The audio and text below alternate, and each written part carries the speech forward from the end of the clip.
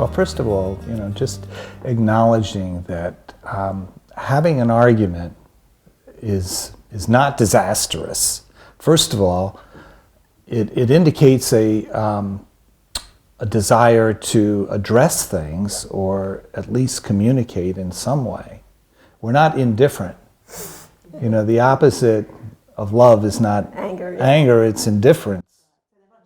So they're not checked out, they're trying to desperately address something, okay? And often, they don't have the right technique or tools, but those are learned skills, okay?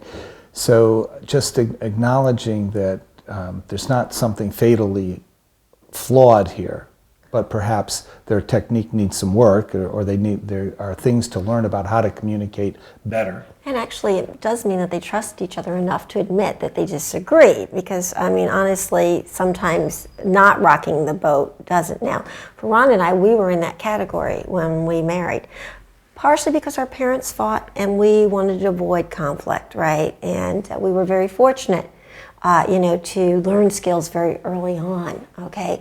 But the tendency was to avoid conflict, but it takes trust to admit that you disagree.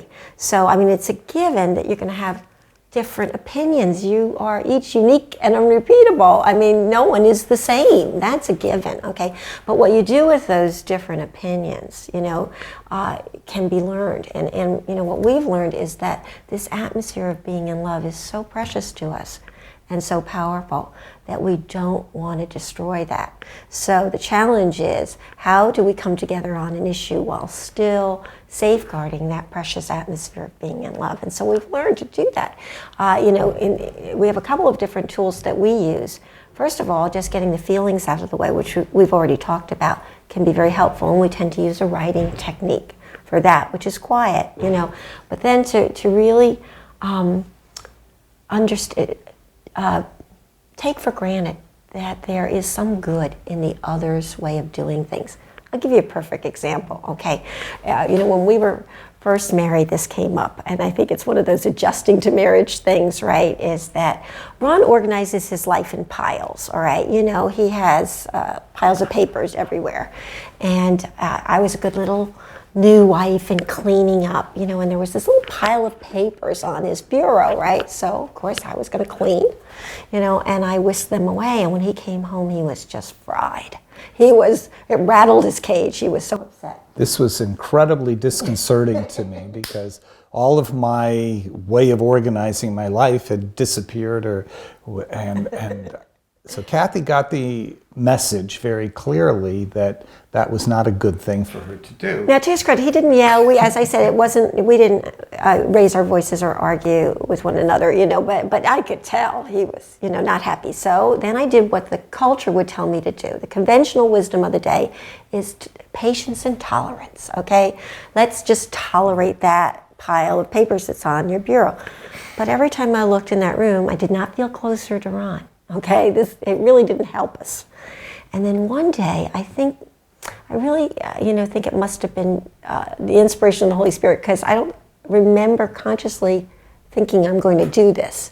But one day, I said to Ron, "Oh, honey, what's the good behind keeping those papers there? There must be some good, or you wouldn't do it, right?" I didn't even know how to answer the question because I had never thought about it.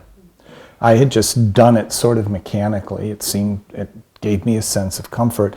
But when I had to answer Kathy because she asked me a question, and so I thought about it, and I realized that these were things that needed attention. They were very important. I was worried that if they were out of sight, I would forget about them and I wouldn't address them. So just having them in sight gave me a sense of right order or peace, that I knew they would get attended to. They wouldn't get forgotten.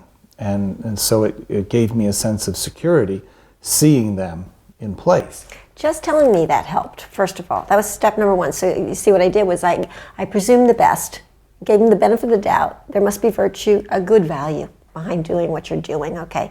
But then, even just saying that, I tell you what, when I walked in the room and I saw that pile, I thought, oh, poor Ronnie, he's worried about that. So that was a move in the right direction, okay? But then, it was really, Ron asked me why I like everything put away into the cupboards and cleared away. Well, that's the home I grew up in, number one, but also gives me a sense of right order and peace and no stress. When a room looks beautiful, right? And that's a very feminine perspective, right? I feel good. Yeah, I could embrace Kathy's value because it was good there, and I didn't want her not to be feeling peaceful. So very often the way we get at the value may be very different, but the values are good. And so we start there with embracing the value.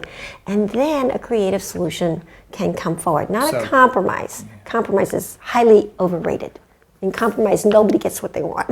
Right? And there's resentment, or, we did it your way last time or my way. So what we've learned to do is to discern the best course of action that will bring us closer as a couple. And it takes a little listening and reflection, but it really is magical.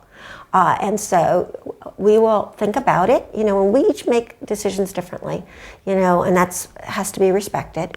We form our opinions differently. Ronnie's all about, analyzing data because he's a scientist, and, it takes him a while. And, I tend to pray on things and consult experts and stuff like that. But, whatever we do, we have an opinion that as adults has worked for us, right? And so we will write out our proposal of the best course of action.